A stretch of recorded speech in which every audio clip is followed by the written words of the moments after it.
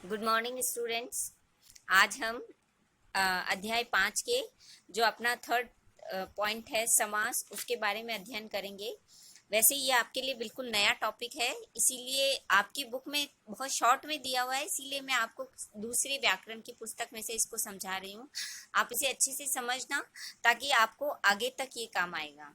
अब देखिए, समास किसे कहते हैं। समास जो होता है वो दो या दो से अधिक शब्दों का जो आपस का मेल होता है, परस्पर जो मेल होता है, या हम ये कहते हैं कि समास का अर्थ होता है संक्षिप्त करना, छोटा करना। किसी दो वाक्यांशों को जोड़ करके या दो मतलब किसी एक वाक्यांश को ना बोल करके उसके लिए यदि हम एक शब्द बोलते हैं तो उनको हम क्या कहते हैं, शब्दों को संक्षिप्त करना या नए शब्द बनाना, उस प्रक्रिया को हम क्या कहेंगे, समास कहते हैं। अब समास जो है उसके कितने भेद होते हैं। समास के अंदर देखो दो पद होते हैं, एक पूर्व पद होता है, दूसरा उत्तर पद होता है। पूर्व पद जो पहला शब्द बनता है समस्त पद के अंतर्गत, उसे पूर्व पद कहते हैं और बाद वाले को उत्तर पद कहते हैं। अब समास जो है वो समास विग्रह जब हम करते हैं, देखो इसके अंदर दो चीजें होती है, एक तो समस्त पद और दूसरा समास विग्रह। समस्त पद कहते हैं जो मतलब ये वाले तो हैं समस्त पद, और ये इसका है समास विग्रह है। यानी इनको अलग करना, उनको सेंटेंस के अकॉर्डिंग इसका क्या अर्थ निकल रहा है पूरा उसका कंक्लूजन देना, ये होता है हमारा समास विग्रह, और इसको हम कहते हैं समास, समस्त पद या समासिक पद। अब समास के भेद। समास जो है वो 6 प्रकार के माने गए हैं। उसके अंदर सबसे पहला जो है अव्ययी भाव समास, तत्पुरुष समास, कर्मधारय समास, बहुव्रीहि समास, द्विगु समास, द्वंद्व समास, इस तरह से 6 प्रकार के समास बताए गए हैं।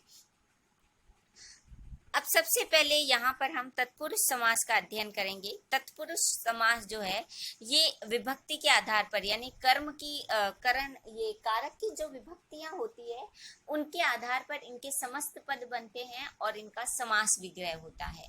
आपको जब तत्पुरुष समास पढ़ोगे तो आपको ये ध्यान रहना चाहिए कि कौन सा कारक का कौन सा ये कारकीय परसर्ग है, विभक्तियां कौन सी है कारक की। जैसे कर्म कारक की को विभक्ति है, ये करण कारक में से द्वारा या से द्वारा, इसमें के लिए, इसमें से अलग होने के अर्थ में, इसमें काके की और इसमें में पर। तो इस तरह से आपको इनका कारकीय परसर्ग आपको सारे याद होने चाहिए। यहाँ सबसे पहला कर्म तत्पुरुष समास है। जैसे हमारे आपकी पुस्तक में भी दिया हुआ है, आप अपनी पुस्तक भी खोल करके आराम से देख सकते हैं। देखिए सबसे पहले हमारे यहाँ पर दिया हुआ है, जैसे इसके अंदर दिया हुआ है गगन चुंबी, गगन को चूमने वाला। अब यहाँ पर को कहाँ आ रहा है, कर्म तत्पुरुष समास में, है ना। गगन चुंबी, ये देखिए यहाँ पर भी इसका ये दिया हुआ है, गगन चुंबी, गगन को चूमने वाला। शरणागत, शरण में आया हुआ। तो इस तरह से ये अलग अलग यहाँ पर दे रखे हैं। अब दूसरा है यहाँ पर तुम्हारा करण तत्पुरुष समास। करण तत्पुरुष समास क्या है, जिस समस्त पद में करण कारक ही की से या के द्वारा विभक्तियां विलुप्त हो जाती है, वहां पर करण तत्पुरुष समास होता है। जैसे तुलसीकृत, आपके इसमें भी दिया हुआ है तुलसीकृत, तुलसी द्वारा रचित या तुलसी के द्वारा रचित, दोनों ही सिमिलर बात है। इसी तरह से ये अकाल पीड़ित, अकाल से पीड़ित। यहाँ पर दयाद्र, दया से आद्र। ईश्वर दत्त, ईश्वर का दिया हुआ। गुण युक्त, गुण से युक्त। तो यानी कोई चीज जब हमारे अंदर होती है, ठीक है, हमारे द्वारा की जाती है या हमारे से होती है, वहां पर कर तत्पुरुष समास होता है। नेक्स्ट आपका रहेगा संप्रदान तत्पुरुष समास। ठीक है, इसके अंदर हम के लिए, जैसे कर्म के लिए भूमि, क्रीड़ा के लिए, शिक्षा के लिए आलय, शिक्षालय, विद्या के लिए आलय, विद्यालय, है ना। इसी तरह से जैसे रसोई घर, रसोई के लिए घर। तो ये के लिए संप्रदान कारक के अंतर्गत आता है। रसोई घर है, विद्यालय है, विद्या के लिए आलय, रसोई के लिए घर, यज्ञशाला, यज्ञ के लिए शाला, सत्याग्रह, सत्य के लिए आग्रह। तो जहाँ पर ये मतलब के लिए विभक्ति का लोप होता है, वहां पर संप्रदान तत्पुरुष समास होता है। नेक्स्ट है आपके अपादान तत्पुरुष समास। अपादान तत्पुरुष समास में क्या होता है, जैसे कोई चीज हमसे अलग होती है, विलुप्त होने के अर्थ में जब हम उसका प्रयोग करते हैं, ये आपको पता है, कोई भी चीज अलग होने के अर्थ में अपादान कारक में हम प्रयुक्त करते हैं से का अर्थ, है ना। तो जैसे एक इसका डर के अर्थ में भी इसका प्रयोग होता है, आप ये सब कारक वाले चैप्टर में पढ़ेंगे तो फिर आपको ये सब बहुत अच्छे से समझ में आ जाएगा, ठीक है। अब जैसे धनहीन, धन से हीन, रोग से मुक्त, रोग मुक्त, धर्म से भ्रष्ट, धर्म भ्रष्ट, पथ से भ्रष्ट, पथ भ्रष्ट, ये जन्म से अंधा, जन्मांध,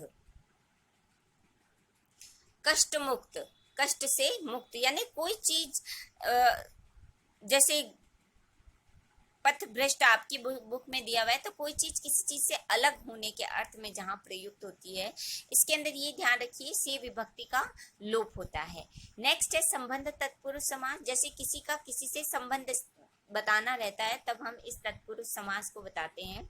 जैसे देशवासी, देश का वासी, राजपुत्र, राजा का पुत्र, ठीक है, गंगा जल, गंगा का जल, इसी तरह से राजदूत, राजा का दूत, राष्ट्रपिता, राष्ट्र के पिता, यशोदा नंदन, यशोदा का नंदन या उनका पुत्र, राजसभा, राजा की सभा। तो यहाँ पर ये सब इनका एक दूसरे से क्या है, संबंध स्थापित हो रहा है। नेक्स्ट जो है हमारा है अधिकरण तत्पुरुष समास, इसके अंतर क्या होता है, पर या में विभक्ति का लोप होता है। गृह प्रवेश, गृह में प्रवेश, कर्म में लीन, ध्यान में मग्न, कार्य में कुशल। तो इस प्रकार से ये सारे जो हैं तत्पुरुष समास के भेद हैं। नेक्स्ट अब हम पढ़ेंगे आपके कर्मधारय तत्पुरुष समास। कर्मधारय तत्पुरुष समास में क्या, कर्मधारय समास में क्या होता है कि एक पद, एक विशेष्य और दूसरा होता है विशेषण, ठीक है। विशेष्य और विशेषण का संबंध होता है एक दूसरे से, एक उपमेय दूसरा उपमान, एक विशेष्य दूसरा विशेषण।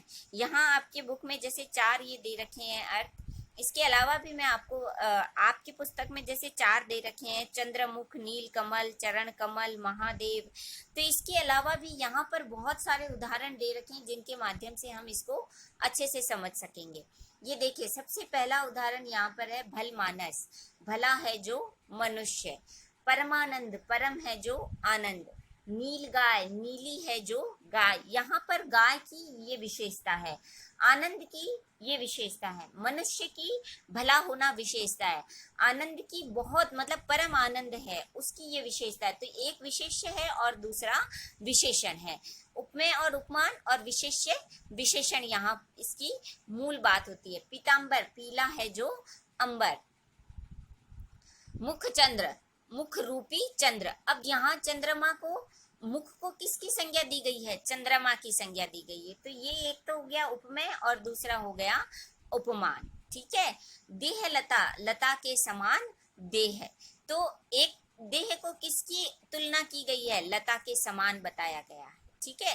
तो यहाँ पर पूर्व पद उत्तर पद में उपमेय और उपमान या विशेषण विशेष्य का संबंध स्थापित होता है, उसे हम कहते हैं कर्मधारय समास। ये इनकी परिभाषाएं हैं, आप इन्हें अच्छे से देखना। नेक्स्ट है तुम्हारे द्विगु समास।